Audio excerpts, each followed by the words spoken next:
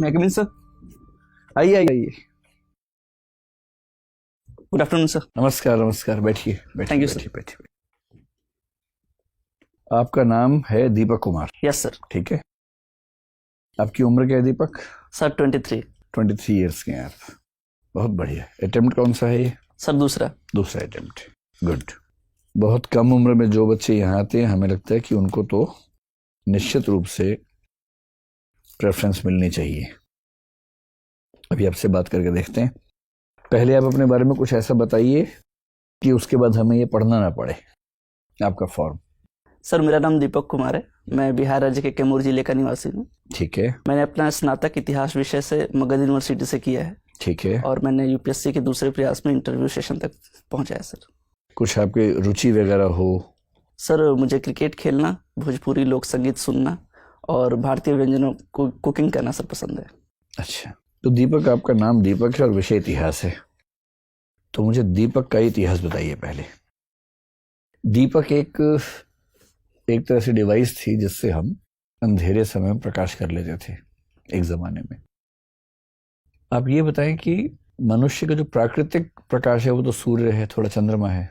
प्राकृतिक प्रकाश के अभाव में मनुष्य ने प्रकाश का अरेंजमेंट कैसे कैसे किया, इसका पूरा इतिहास 5 से 6 चरणों में समझाइए। सर सबसे पहले आदिम समाज में जब अंधेरा होता था तो कुछ देखने की व्यवस्था नहीं थी, तो आदिम समाज ने आग का प्रयोग सर सबसे पहले किया। 2 पत्थरों को रगड़ के आग उत्पन्न किया। ठीक है। उसके बाद सर उसी आग के सहारे अपनी जीवन की सुरक्षा की। पर वो कंट्रोल कैसे होती होगी? जैसे एक पेड़ में आग लगा दी रात को देखने के लिए और सुबह तो जंगल सहा हो गया। सर पेड़ में नहीं, एक्चुअली लकड़ियों को इकट्ठा करके आग लगाते थे। ठीक है। धीरे धीरे कंट्रोल कर लेते। Yes sir. ठीक है। उसके बाद धीरे धीरे मनुष्य जागरूक हुआ, बौद्धिक चेतना का विकास हुआ, तो उसे पता चला कि इसके अन्य भी कार्य हो सकते हैं, तो रोशनी के अलावा खाना पकाने में। उसके बाद जंगली जानवर से नहीं, मुझे तो रोशनी के इतिहास में रुचि है, आग के इतिहास में नहीं। रोशनी करने के लिए पहले आपने बताया कि आग से लकड़ी जला ली। यस। उसके बाद इतिहास आगे कैसे बढ़ा? सर उसके बाद एक यज्ञ प्रकरण सामने आता है। दिन के समय जो वैदिक समाज था, या उसके पहले जो हड़प्पाई काल थे, तो जब नवपाषाण काल में आग की खोजी, उसके बाद हड़प्पाई समाज में हम चरण में प्रवेश किए। उसके बाद सर आग से हमने ये देखा कि प्रकाश भी उत्पन्न किया जा सकता है, तो उसी को व्यापक मात्रा में एक दीप का प्रयोग करते हुए, जैसे मिट्टी के बर्तनों का चाक का प्रयोग करते हुए उसको प्रयोग में लाया गया जिससे प्रकाश उपलब्ध हो सके। ठीक है। आगे जाकर इससे सर अग्नि को मतलब पूजा का महत्व दे दिया गया। अग्नि पूजन की बातें सामने बार बार प्रकाश के इतिहास से अग्नि के इतिहास पे शिफ्ट हो जाते हैं। मैं केवल प्रकाश का इतिहास पूछ रहा हूँ आपसे, है ना। अब तक मैं 2 ही पॉइंट समझ पाया हूँ आपके निबंध में से। पहला ये कि आग जलाई हमने, यस सर। ठीक है। दूसरा ये कि हमने उससे दीपक जला लिया। Yes sir. उसके बाद बताइए फिर क्या हुआ? सर उसके बाद दीपक में सर सांस्कृतिक रूप दे दिया गया, जैसे हमारे महाकाव्यों से जोड़ा गया इसे। रामायण में आप फिर नहीं समझ रहे मेरी बात। आप जिस परीक्षा के लिए आ रहे हैं, जिस पद के लिए आ रहे हैं, उस पद की अपेक्षा ये भी होती है कि आपसे जो पूछा जाए आप केवल वही जवाब दें। ठीक है। मैंने आपसे सिर्फ इतना पूछा है कि अंधेरे के समय प्रकाश की जरूरत से निपटने के लिए मनुष्य ने इतिहास में क्या क्या उद्यम किए। अभी तक आपने बताया कि उसने पहले पत्थर से आग जलाई। Yes sir. और दूसरा आग से दीपक जला लिया। Yes sir. उसके बाद क्या बताइए? सर उसके बाद यही प्रक्रिया निरंतर बढ़ती चली गई सर।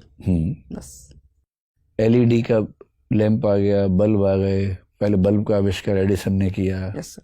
ये सब कुछ भी नहीं हुआ? सर मशालें बनी, वो सब नहीं हुआ इसमें? सर मुझे लगा आपने केवल दिए के उपलक्ष्य में पूछा है। नहीं, मैंने तो कहा कि मनुष्य के सभ्यता का इतिहास पूछा, प्रकाश का इतिहास पूछा। अच्छा चलिए, कोई बात नहीं। अब आप ये बताएं कि आप गोंड जनजाति से आते हैं, है ना। गोंड जनजाति का मुख्य इलाका तो मैंने सुना कि मध्य प्रदेश है, थोड़ा सा इलाका बिहार भी है। गोटुल क्या होता है? सर गोटुल एक मुख्यतः आवास होता है सर गोंड जनजाति में, जहाँ पे एक अविवाहित जोड़े को सर रखा जाता है। क्यों रखा जाता है? ताकि एक समझ विकसित कर सके और अपने जीवन साथी का चयन कर सके। मतलब एक ही जोड़े को रखते हैं या कई बच्चे वहां पर रहते हैं? एक कमरे में एक जोड़े को रखते हैं सर, ऐसे कई कमरे होते हैं। क्या ये कह सकते हैं कि वो को लिविंग का एक ट्रेडिशनल फॉर्मेट है, जो हमारे देश की ट्राइब्स में को लिविंग से बड़ी चीजें, जिसको आप डेटिंग से भी आगे बढ़ा के कोर्टशिप कह सकते हैं, वो व्यवस्था है? जी सर, एक दूसरे को समझने के लिए ऐसी व्यवस्था जनजातियों में की गई है। नहीं, वो केवल समझने का मसला है या उसमें फिजिकल रिलेशंस भी शामिल हैं? सर जहाँ तक मेरी जानकारी है समझने का ही मामला है सर। अच्छा, मुझे ये बताइए कि ट्राइबल्स को सभ्य समाज से क्या सीखना चाहिए? ये तो दुनिया जानती है। सभ्य समाज को ट्राइबल्स से क्या सीखना चाहिए? ऐसी 5 बातें बताइए। सर सबसे पहले तो सर प्रकृति पूजा सीखनी चाहिए, जो वनस्पतियों की पूजा करते हैं। दूसरी सर अपनी संस्कृति की जो विविधता है उसके बारे में सीखना चाहिए। तीसरा सर सबसे बड़ी बात आमतौर पर भारत के सभी ट्राइब्स में देखी जाती है, एक जो लैंगिक समानता का पक्ष है, बहुत बढ़िया, वो सीखना चाहिए। ठीक है। और सर चौथा ये है कि जो पारंपरिक आयुर्वेद जैसी जो चीजें हैं उसे सीखना चाहिए सर। और tribal medicine, yes sir, tribal medicine, ठीक है। और सर पांचवा ये सीखना चाहिए कि हम कितने भी आधुनिक क्यों न हो जाए, अपनी जो जमीन और संस्कृति है उससे हमेशा जुड़े रहना चाहिए। बहुत बढ़िया सर। दीपक, आप तो एक युवा प्रशासनिक अधिकारी बनने जा रहे हैं, अपने आसपास घटित चीज़ों को आप देख रहे हैं। अगर आपने हाल में देखा हो तो सरकार ने कई बहुत जो सख्त फैसले हैं उन्हें बहुत ही सहज तरीके से, अचानक तरीके से ले लिया। 370 आपके सामने है ही। हमने देखा कि कैसे राज्य नए बनाए गए। कल्पना कीजिए कि एक राज्य पुनर्गठन आयोग बनाया जाता है और आप उसके अध्यक्ष हैं। सब कुछ आपने तय करना है, आपको मालूम ही है, इसके लिए कुछ से पूछने पाछने की जरूरत तो बची नहीं है। संसद में एक दिन करेंगे, अगले दिन नए राज्य बन जाएंगे। ठीक है, 10 राज्यों में पूरे देश को बांटना है। आपके अनुसार ये 10 राज्य अब क्या होंगे? अभी आप जानते हैं कि पहले भाषा के आधार पर बनाए गए, फिर संस्कृति के आधार पर बनाए गए, अलग अलग विकास के आधार पर बनाए गए। अब इतने ज़्यादा हो गए हैं, उसकी कोई औचित्य नहीं है, क्योंकि कम्युनिकेशन बढ़ गया है। अब उतने दूर दूर की परेशानी नहीं है। 10 राज्यों में बनाना है। बताइए ये राज्य क्या होंगे? सर वर्तमान समय को देखते हुए तो राज्य का एक जो संकुचन है वो किया नहीं जाना चाहिए, अगर लेकिन फिर भी मुझे मौका मिलता है, अगर मुझे ऐसी शक्तियाँ मिलती हैं कि मुझे एक सभी पूरा नक्शा दोबारा से रीड्रॉ करना है, बताइए क्या कर रहे हैं? तो सर मैं भौगोलिक आधार पर राज्यों का विभाजन कर सकता हूँ सर। Very good. जो मध्य भारत, जो उत्तर के गंगा के मैदानी भाग हैं, उनको एक राज्य में कर दिया। एक हो गया गैंजेटिक प्लेन्स। यस सर, ठीक है। और दूसरा सर जो डेक्कन्स के इलाके हैं, जो प्लेटू इलाका है, उसे एक स्टेट में कर सकते हैं सर। थर्ड सर पठारी राज्य हो गया। हाँ सर। थर्ड सर जो हिमालयी राज्य हैं उन्हें एक तरफ कर दिया जा सकता है, और जो नॉर्थ ईस्ट के राज्य हैं, जो छोटी पहाड़ियां हैं, उन्हें सर एक राज्य में पिरो दिया जा सकता है। ठीक है। और सर उसी के अंतर्गत जो राज्य का विभाजन है, जो विभिन्न संस्कृतियों के एक छिटपुट तरीके से हम कर सकते हैं, ताकि राज्यों की संख्या बढ़ाने से जो केंद्रीकरण है वो हावी न हो, एक विकेंद्रीकृत स्वरूप सामने आ सके सर। चलिए कोई बात नहीं। दीपक, आपने मेंशन किया है कि आपको कुकिंग पसंद है। Yes sir. आप इंडियन डिशेस बनाना पसंद करते हैं। यस। थोड़ी देर के लिए कल्पना कीजिए कि आपका आज तक का जो जीवन है वो एक डिश है, तो बताइए फिर इसका कुक कौन है या क्या है? जरूरी नहीं है व्यक्ति होगा, कुछ और भी हो सकता है। अगर अब तक का आपका जीवन एक व्यंजन है तो उसका पकाने वाला, उसका वो कौन है, कुक कौन? सर निश्चित रूप से मेरे माता पिता हैं सर। चलिए, आपका अब तक का जीवन जो है वो एक डिश है, माता पिता उसके कुक हैं, तो फिर उसके स्पाइसेस, उसके मसाले क्या हैं? सर उनके द्वारा जो दिए गए नैतिक मूल्य हैं वो हैं सर। अच्छा, इसी क्रम को आगे जारी रखते हुए बताइए फिर इस डिश का क्रिटिक, फूड क्रिटिक कौन है? कौन इस व्यंजन का स्वाद लेके बताने वाला है कि इसमें क्या क्या कमी है? सर सोसाइटी, मेरे मित्र और आप जैसे सर सम्मानित बोर्ड। अगर इसी को और आगे जारी रखें तो फिर इस पूरे व्यंजन का स्वाद क्या है? सर जहाँ तक अभी तक मेरे जैसे व्यंजन का स्वाद जिसने भी मेरे माता पिता या मित्रों ने लिया है, अभी तक ऐसा ही बताया है कि आमूलचूल परिवर्तन के बाद या संभवतः ठीक ठाक ही है सर। दीपक, मुझे आप ये यकीन दिलाइए कि आप इस नौकरी के लिए अभी बहुत इमेच्योर नहीं है, अपरिपक्व नहीं है।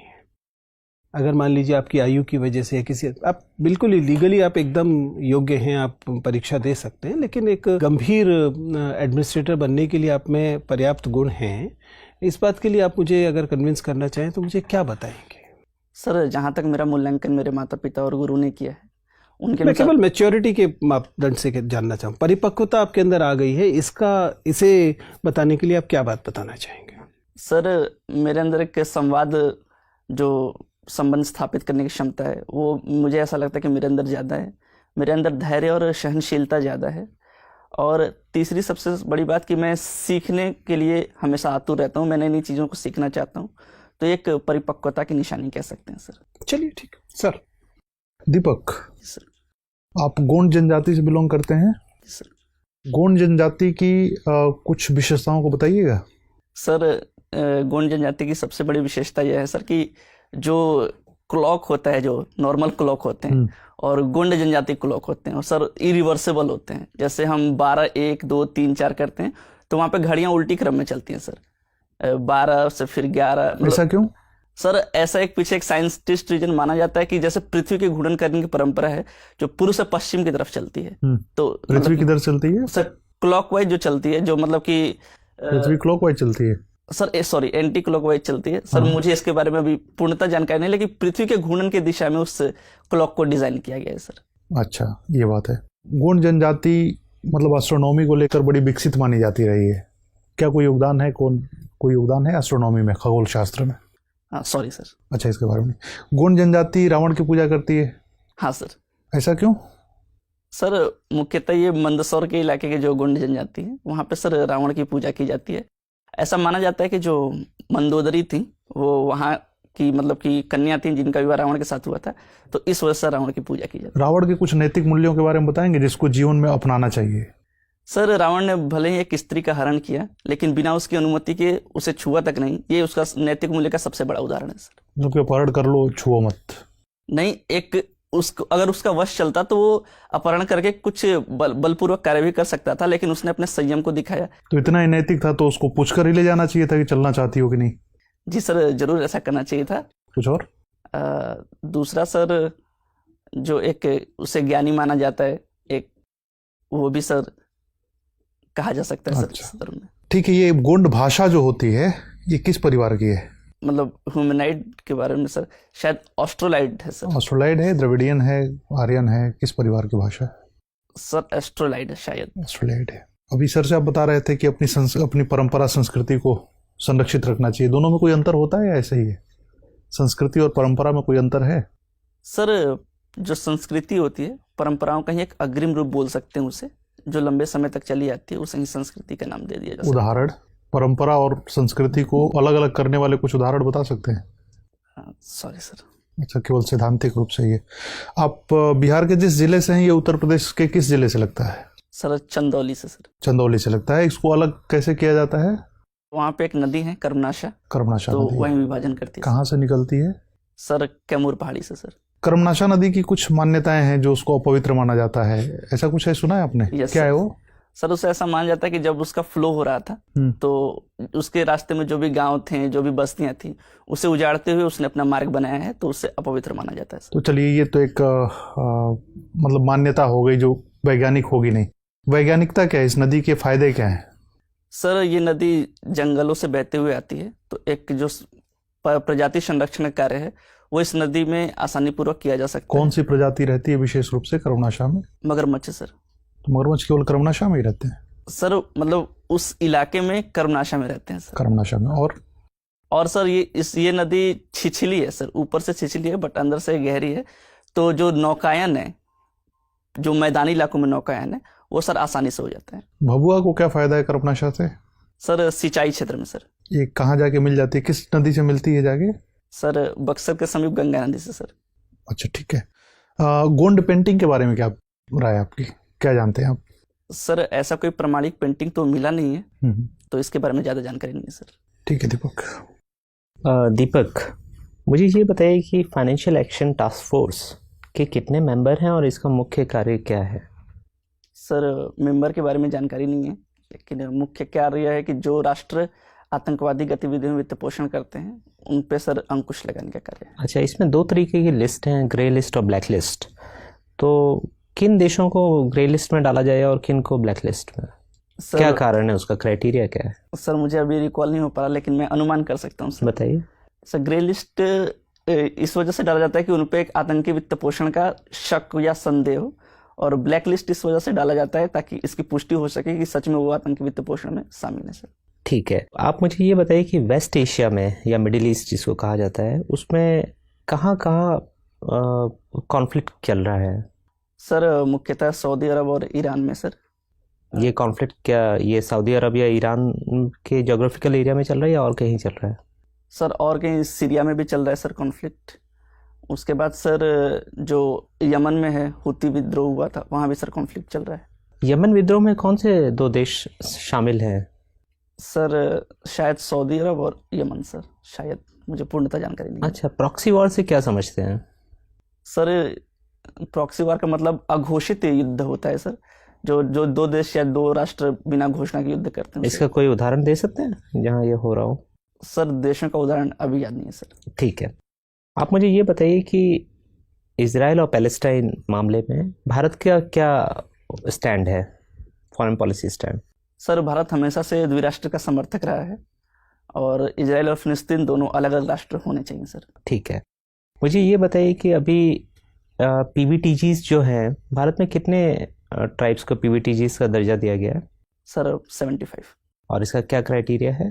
सर सबसे बड़ा क्राइटेरिया है कि वो एक आदिम जनजाति हैं, घुमंतू हैं, खाना बदोश हैं। उसके बाद सर इनकी जो जनसांख्यिकी है वो लगातार कम होते जा रही है। क्या गोंड को भी ये दर्जा प्राप्त है? नहीं सर। अच्छा, किस स्टेट में सबसे ज़्यादा पीबीटीजीज है? सर मैं अनुमान लगा सकता हूँ बताइए। सर। शायद सर झारखंड में सर, शायद। ये पढ़ लीजिएगा आप। ठीक है, मुझे ये बताइए कि कोर्ट ऑफ रिकॉर्ड्स क्या होते हैं? सॉरी सर, अभिलेख न्यायालय। अभिलेख न्यायालय सर, न्याय उच्चतम न्यायालय या उच्च न्यायालय के किसी भी जो फैसले होते हैं उनको सर उससे निचली अदालत एक मतलब अभिलेख के रूप में प्रस्तुत करती है कि उच्चतम न्यायालय या किसी न्यायालय ने ऐसा फैसला दिया सर। ठीक है, आपको क्रिकेट खेलना पसंद है? जी सर। मुझे ये बताइए कि बैटिंग क्या क्रिकेट में लीगलाइज कर देने से ये जो मैच फिक्सिंग वाली हम समस्या देखते हैं इस पे अंकुश लगेगा या और बढ़ जाएगी? सर जहाँ तक मेरा मत है, मेरा व्यक्तिगत मत यह है कि जहाँ तक आपराधिक उद्दीपन से जुड़ाव ना हो तो क्रिकेट में सर बैटिंग को लीगलाइज कर देना चाहिए। इससे आपको नहीं लगता कि मतलब और ज़्यादा ये मैच फिक्सिंग वाले केसेस बढ़ जाएंगे? सर अगर बैटिंग को हम लीगलाइज करते हैं तो आपका भी ये कहना सही है, लेकिन ये भी तो हो सकता है सर कि अगर उसे लीगलाइज कर दें तो वैध तरीके से लोग ज़्यादा बैटिंग करें तो वो फिक्सिंग की घटना कम भी हो सकती है सर। अच्छा, इंडियन वुमेन क्रिकेट टीम की कैप्टन कौन है? सर वर्तमान समय में हरमनप्रीत कौर सर। अच्छा, और वुमेन क्रिकेट टीम अभी हाल में कौन से जगह खेल रही है? सर T20 वर्ल्ड कप खेल रही है और न्यूजीलैंड में या ऑस्ट्रेलिया में शायद ये कॉन्फ्लिक्ट है सर। ठीक है, ये सेना कंट्रीज किनको कहते हैं? क्रिकेट के संदर्भ में है सेना, SENA। Sorry sir. दीपक, आप अभी ग्रे लिस्ट की बात कर रहे थे। मुझे बताइए कि अभी हाल ही में स्वच्छ भारत मिशन में एक चीज़ हम एक टर्म यूज़ कर रहे हैं, ग्रे वोटर का यूज़। ग्रे वोटर क्या होता है? सॉरी सर, इसके बारे में जानकारी नहीं है। अच्छा, European green deal. Sorry sir. अच्छा, ग्रेट ग्रीन वॉल राजस्थान के। सर मैं अनुमान लगा सकता हूँ। लगाइए। सर ये शायद शिक्षा से संबंधित है सर, शायद। नहीं, आप पढ़िएगा। Green box subsidy. Sorry sir. Amber box subsidy. Sir ये जो भारत की जो 3 सब्सिडियां हैं उसके अंतर्गत आती है सर। भारत की 3 सब्सिडियाँ सर WTO के अंतर्गत जो मान्यता प्राप्त है सर उसके अंतर्गत आती है। क्या होता है एम्बर बॉक्स सब्सिडी? इसके बारे में जानकारी नहीं है सर, अभी रिकॉल नहीं कर पा रहा हूँ। अच्छा, मुझे ये बताइए कि कार्बन क्रेडिट क्या होता है? सर जो राष्ट्र अपने कार्बन पूल का जो उपयोग होता है, जो कार्बन कंजप्शन है, उसको अगर तय सीमा से अगर कम करते हैं तो वो अपने शेष बचे हुए कार्बन को या कार्बन पूल को किसी दूसरे राष्ट्र को बेचकर कार्बन क्रेडिट प्राप्त कर सकते और 21 एग्रीमेंट 21 प्रोटोकॉल के तहत ये कार्बन क्रेडिट किया जाता है? हैं। सर शायद Paris call sir. Paris deal या क्योटो प्रोटोकॉल? सर मुझे एग्जैक्ट नहीं पता। Montreal protocol? यस सर, ये ओजोन से संबंधित है, ओजोन क्षरण से संबंधित है मॉन्ट्रियल प्रोटोकॉल। इसमें एक टर्म यूज होती है पोलर स्ट्रेटोस्फेरिक क्लाउड, PSC। ये क्या होता है? Sorry sir. अच्छा, CFCs के बारे में आप जानते हैं कि CFCs का जो यूज है उसे कर्ब करने का गवर्नमेंट बहुत सारे इनिशिएटिव ले रही है। बता सकते हैं कि CFCs क्या होते हैं? सर ये एक क्लोरोफ्लोरोकार्बन इसको बोला जाता है, जो मुख्यतः ओजोन क्षरण में सहायक गैस होती हैं, उनका एक समूह है सर। ये किस किस जगह हम यूज करते हैं जहाँ पे हमें कर्ब करना है, किन किन प्रोडक्ट्स में? मुख्यतः सर कंडीशनर, एयर कंडीशनर चीज़ों में यूज होता है सर। अच्छा, आप तो उस एरिया से आते हैं जहाँ पे झूम कल्टीवेशन भी होती होगी। Yes sir. मुझे बताइए झूम cultivation versus zero tillage cultivation में क्या होता है? सर झूम कल्टीवेशन वर्तमान समय में बिल्कुल तरह से नहीं होती, पहले होती थी। सर हिंदी अगर बोले तो जीरो टिलेज मतलब शून्य जुताई कृषि। बता पाएंगे क्या होता है? नहीं सर। अच्छा, आपके रीजन में झूम कल्टीवेशन का क्या नाम है? क्योंकि इसके बहुत सारे रीजनल नेम्स हैं अलग अलग। सर दहिया बोला जाता है सर। और मध्य प्रदेश एरिया में जहाँ पे वो गोंड जनजाति रहती है वहाँ पर? वहाँ भी दहिया ही बोला जाता है। अच्छा, आप पीवीटीजी के बारे में बात कर रहे थे, आप इसके पैरामीटर्स बता सकते हैं जो भारत सरकार पीवीटीजी जो घोषित करती है तो किन पैरामीटर्स पे करती है? सर उसके बारे में ज़्यादा जानकारी नहीं है, लेकिन मुख्यतः 3 आयाम है। अगर जनजाति आदिम हो, और दूसरी कि उसका जनांकिकी लगातार कम होते जा रहा हो, और तीसरा वो अभी भी समाज की मुख्य धारा से दूर हो। अच्छा, मेरा लास्ट क्वेश्चन है, मुझे बताइए कि अमृत सिटी और एक स्मार्ट सिटी में क्या अंतर है? Sorry sir. दीपक, एक वाक्य मैंने कहीं पढ़ा था एक बार कि हम क्रिकेट नहीं खेलते, क्रिकेट हमें खेलता है। क्या सेंस हो सकती है इस वाक्य की? सर जहाँ तक मैं अनुमान कर रहा हूँ तो ये एक टीम भावना से परिचालित चीज़ें हो सकती हैं सर। मैं फिर से वाक्य बोलता हूँ, हम क्रिकेट नहीं खेलते। मैं थोड़ा चेंज कर रहा हूँ वाक्य को, हम क्रिकेट नहीं खेलते, क्रिकेट हमसे खेलता है। सर ये जो भारत में मौजूदा, अगर भारतीय परिदृश्य में देखें हाँ, तो भारत की बात कर रहे हैं। क्रिकेट एक सर जुनून हो चुका है भारत के अंदर का, तो ये मुख्यतः उससे लिंक हो सकता है सर। तो क्रिकेट हमसे कैसे खेलता है? क्या नुकसान पहुंचाता है हमें? सर नुकसान तो फिक्सिंग हो गया, बेटिंग हो गया, डोपिंग हो गया, इसके अंतर्गत आ सकता है सर। इससे हमें क्या नुकसान है? तो प्लेयर्स को नुकसान है इससे। तो क्रिकेट से हमारे देश को क्या नुकसान है? सर अगर फिक्सिंग या बेटिंग होती है तो जो इलीगल है अभी वर्तमान में, तो जो भारतीय अर्थव्यवस्था है उस पर प्रभाव पड़ सकता है सर। एक आंतरिक सुरक्षा का भी मैटर सामने आता है कि ज़्यादातर फिक्सिंग के पैसे जो होते हैं वो मनी लॉन्ड्रिंग के जरिए सर आर्म्स या फिर ड्रग एक्सपोर्ट में काम करते हैं, जिससे जो भारतीय आंतरिक व्यवस्था है वो प्रभावित हो सकती है सर। ठीक है, जो ट्राइबल सोसाइटी है उसको लेकर भारत सरकार की राय बड़ी डामाडोल है। एक अप्रोच ये थी कि हम ट्राइबल्स को जैसे हैं वैसा छोड़ दें एकदम। एक थी कि उनको भारतीय समाज का हिस्सा ही बना दे, और एक थी कि थोड़ा सा डिस्टेंस मेंटेन करें किंतु बहुत ज़्यादा डिस्टेंस ना रखें। ये अप्रोचेस किस किस की थी और इनमें से कौन सी अप्रोच हमने मानी, और आपकी राय में भारत सरकार ने ट्राइबल सोसाइटी के साथ ठीक बर्ताव किया या नहीं किया? सर जहाँ तक मेरा व्यक्तिगत मामला है, पहले मैं इस पे आता हूँ कि भारत सरकार ने ठीक तरीके से बर्ताव किया नहीं। तो वर्तमान में जो भारतीय नीति है जो ट्राइबल को लेके है, तो वो सर बिल्कुल संतोषजनक और सम्माननीय है। जैसा कि हम रिफॉर्म्स कर रहे हैं कि जनजातियों को उनको वन उपज का अधिकार दिला रहे हैं, एक एकलव्य मिशन शुरुआत की गई है, ग्राम सभा का कॉन्सेप्ट बीच में आया है, तो ये सारी चीज़ें सर जनजातियों को मुख्य धारा से जोड़ने के लिए बिल्कुल सहमत और सही चीज़ें हैं। और सर जैसे आपने ये कहा कि ये किस किस की अनुशंसा या क्या थी, तो सर इसके बारे में मुझे जानकारी नहीं है। ट्राइबल पंचशील का नाम सुना है आपने? जनजाति पंचशील की नीति? नहीं सर। कोई बात नहीं। भोजपुरी गीत आप सुनते हैं? इस समय कौन से सबसे प्रसिद्ध सिंगर्स हैं भोजपुरी में, फोक म्यूजिक में? सर फोक म्यूजिक में मृदुला सिन्हा है सर, मैथिली ठाकुर है और शारदा सिन्हा जी हैं सर। ठीक है, क्या वजह है कि भोजपुरी हो या पंजाबी हो या हरियाणवी हो, जो भी पॉपुलर म्यूजिक है वहाँ का, वो सामाजिक रूप से बहुत प्रगतिशील होने की बजाय बहुत ही सामंती किस्म का होता है? उसके बोल, उसके जो भाव हैं, आप इस बात से सहमत हैं कि ऐसा होता है?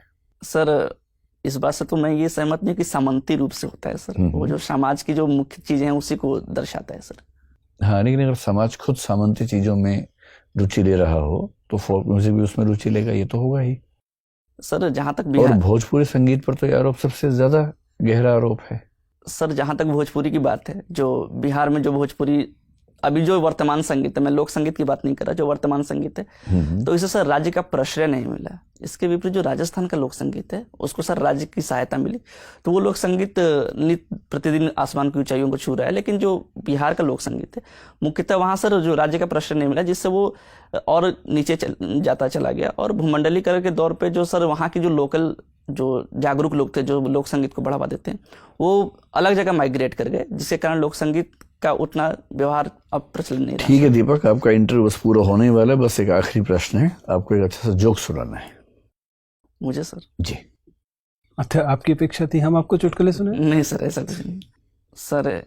एक बेटा अपनी मतलब कि दूसरी जगह से बीवी लेके आता है, विलायती बीवी लेके आता है, तो उसकी मम्मी उसको बोलती है कि जैसे भोजपुरी में एक लड़की टाइप की है, अच्छा काम नहीं करती, तो वो बोलती है अपने मतलब हस्बैंड से कि डार्लिंग मतलब क्या होता है, तो वो बोलते हैं कि मतलब तुम बहुत अच्छी हो।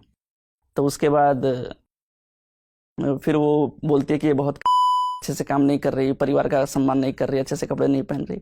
तो फिर वो पूछती है कि डार्लिंग का मतलब क्या होता है, तो वो बोलता है कि इसका मतलब तुम सबसे सुंदर हो या तुम्हारा जो व्यवहार है वो सबसे सही है। तो फिर बहू ने सास के बारे में इन शब्दों का इस्तेमाल हाँ किया सर, होगा, बिल्कुल सर। उसी में हंसी आई होगी Yes, आपको। ठीक ठीक ठीक ठीक ठीक है दीपक, बहुत अच्छा लगा आपसे बात करके। क्या आप कुछ पूछना चाहेंगे हम लोगों से? नहीं सर, ठीक है, आप जा सकते हैं। Thank you sir.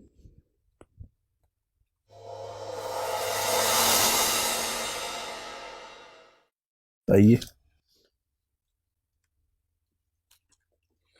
कैसा लगा आपको इंटरव्यू देके? सर एवरेज रहा सर। एवरेज रहा? यस। अब जैसे एवरेज रहा, ये खुशी की बात तो है नहीं, दुख की बात है, लेकिन आप इस पर मुस्कुरा रहे हैं, क्यों मुस्कुरा रहे हैं इस पर आप? सर अच्छा लग रहा है सर ऐसे इंटरव्यू देखे, बट रिजल्ट शायद एवरेज रहा। आपको क्या किसी ने सलाह दी है कि मुस्कुराना है बहुत ज्यादा इंटरव्यू में? नहीं सर, ये प्रकृति है सर मेरी। थोड़ा सा नियंत्रण कीजिए। देखो, आपकी एंट्री बहुत अच्छी है, आपकी ड्रेस बहुत ही शानदार है, बहुत सुंदर आप दिख रहे हैं, कहीं कोई समस्या नहीं है। हो सके तो सॉक्स चेंज कर लीजिएगा, ब्लैक पहन लीजिएगा। देखो दीपक, आप ना जिन प्रश्नों के उत्तर आपको आते हैं, फैक्चुअल वाले प्रश्न, उसमें तो आप बहुत बढ़िया जवाब दे रहे हैं।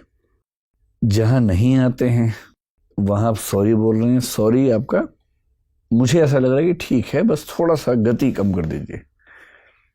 प्रश्न सुनते खटाक से सॉरी बोलते हैं, लगता है कि आप सॉरी ही तैयार करके आए थे कि बोल के दिखा दूंगा सॉरी, ऐसा ना लगे। बस है ना, थोड़ा सा गैप लेके ये लगे कि आप कोशिश कर रहे हैं याद करने की, फिर सॉरी बोल रहे हैं। ठीक, अदरवाइज सॉरी आपका ठीक है। तीसरा है कि आप जो कहते हैं कि मैं अनुमान लगा सकता हूँ, वो मुझे अच्छा लगा कि मैं जहाँ नहीं आता आप कह रहे कि सर मैं अनुमान लगा सकता हूँ, तो आप अच्छा लगा रहे। बेशक अनुमान गलत हो जाए, जब कह दिए कि अनुमान है, गलत हो गया तो कोई दिक्कत है ही नहीं, आप अच्छे तरीके से कर रहे हैं। अच्छा, एक अच्छी बात ये भी है कि एक इमेजिनेटिव सवाल सर ने पूछा, कुकिंग, मान लीजिए अगर आपका जीवन ऐसा है तो आप क्या हैं, मसाला क्या है, वो आपने बड़ा अच्छा जवाब दिया, जिसका मतलब है कि सोचने की क्षमता आपकी अच्छी है। क्या आपको इस क्वेश्चन का पहले से आइडिया था? नहीं सर, तुरंत बनाया सर। ठीक है, तो अच्छा बनाया।